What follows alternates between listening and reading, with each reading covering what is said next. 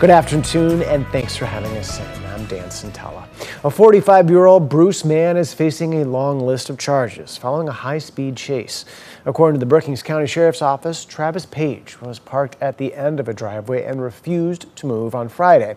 When the authorities arrived, the Sheriff's Office says he sped away on the wrong side of the road, going 110 miles per hour in a 55 zone. At one point, authorities say Page tried to ram into the deputy's car, but was unsuccessful. Deputies arrested Page for numerous charges, including DUI, reckless driving, and aggravated assault against law enforcement. He has a $5,000 cash-only bond. A second Mitchell baseball player is scheduled to enter a guilty plea this afternoon. According to court records, Peyton Mandel will plead guilty to being an accessory to a felony, and rape charges will be dismissed. Mandel was one of 6 post-18 players charged with rape following an incident last year at a Rapid City hotel. Another teammate pleaded guilty last week.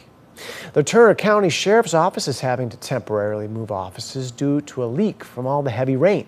The office is moving to a nearby former courtroom on the top floor of the Turner County Courthouse. The non-emergency phone line might be unavailable for a while. The Sheriff's Office still has deputies available for calls for service. Just call dispatch or 911 if you need assistance. That rain we got is the theme of our weather talk at this time, isn't it, Scott? Oh, that it is. It's been heavy at times, and we'll continue with periods of heavy rain in southeastern South Dakota.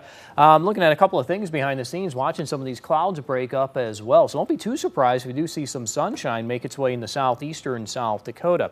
This is a look at KELOLAND Live Doppler HD. Not as widespread as the rain that we had earlier today. We are enjoying the break from the rain in Sioux Falls, but look what's going on from Parkston to Tripp. We have that line of some heavier downpours moving to the east and to the northeast. Of course, we have some locally heavy rainfall with that, as well as the lightning strike. So we'll watch and see if that holds together as it moves east and northeast. Otherwise, some general rain from Brookings to Marshall. Watertown had some lighter showers during the morning hours, and Aberdeen's kind of missed out on a lot of this rain. Western South Dakota, dry for now. We may have a couple of thunderstorms that do develop later this evening across western and into north central KELOLAND. You see that warm front draped across eastern South Dakota, western Minnesota. That's been the focal point for the heavy rainfall during the overnight hours and into this morning. And notice how the cloud cover is trying to move to the northeast. So again, don't be surprised if you do see some sunshine today, as we've had 1.5 inches of rainfall, some spots even more in southeastern KELOLAND. You may agree or not agree with these numbers, and that's fine. This is just a point in particular locations where we do have some of these rain gauges. Parts of northwestern Iowa, 2 inches or more. Worthington coming in about 1.25 inches. And you can see the amounts here across northeastern South Dakota have not been as heavy, though Brookings at 1.5 inches. Ivanhoe, Minnesota about 1.25 inches, and we've missed out on the rain in central and much of western South Dakota. But as I mentioned, we may have a couple of thunderstorms that develop late this evening in western, central, and north central South Dakota. Temperatures at the moment are in the 50s, 60s, and 70s. We may get a couple of us in the lower 80s today in southeastern South Dakota. Otherwise, expect temperatures in the 60s and 70s. Tonight, very warm, 70s in eastern and southeastern South Dakota. Strong south winds as well. We'll be behind that warm front in eastern South Dakota, so that will keep our temperatures mild in the east and southeast.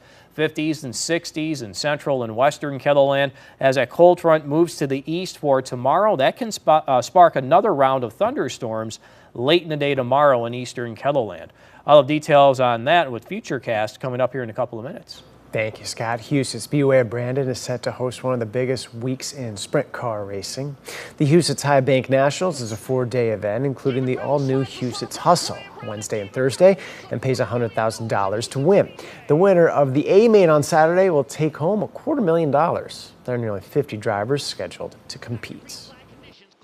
These are professional race car drivers that race for a living. So they do this every single week and day, and this is their job. So they're the best in the world. And, to see these guys compete on this tight little bull ring is going to be really exciting.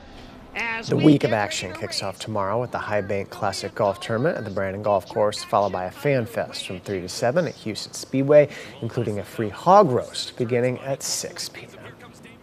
In a sign of growing political tension in Israel, Prime Minister Benjamin Netanyahu has disbanded a decision-making group that was steering the war in Gaza, while the military announced a pause in the fighting. Nicole Scango reports. Trucks carrying humanitarian supplies entered southern Gaza Monday after Israel's military announced a daily tactical pause in the fighting to allow more aid to reach Palestinians in the war zone. But on the Israeli side of the border, many pallets of food and other supplies are waiting for delivery. An Israeli spokesman is calling on the UN to do more. We've only seen around 25 additional trucks make their way into the Gaza Strip since the beginning of the war, and there is a serious need for additional number of trucks, and we've worked together with the UN to increase that. But unfortunately, the UN isn't doing enough right now.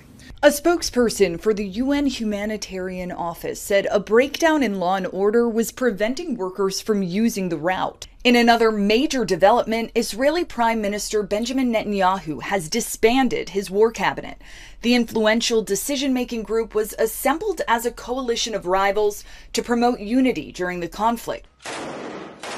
In central Gaza, the fighting goes on as Israeli forces pursue the remaining Hamas brigades in Rafah. But Palestinian officials say 9 civilians were killed overnight when a home was struck. The Biden administration says Hamas is stalling a deal to release the 120 remaining hostages in exchange for a ceasefire.